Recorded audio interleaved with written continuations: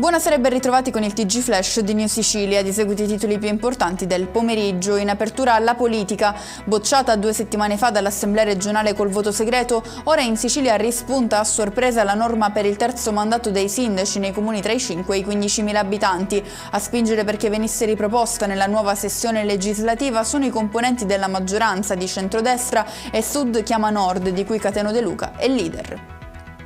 Rimaniamo a Palermo per la presunta intrusione nell'ufficio di Ismaele Lavardera all'Ars, che avrebbe chiesto l'intervento delle forze dell'ordine dopo aver trovato sulla scrivania 2 filtri di sigaretta elettronica collocati sopra una spilla con l'immagine di Falcone e Borsellino.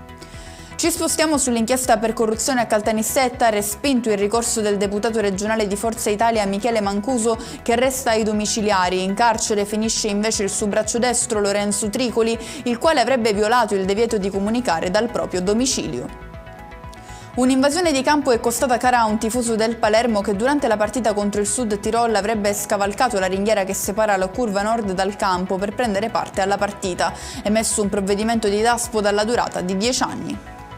Chiudiamo con le previsioni meteo per domani. La pressione torna ad aumentare favorendo un rapido diradamento della nuvolosità fino a cieli sereni o poco nuvolosi.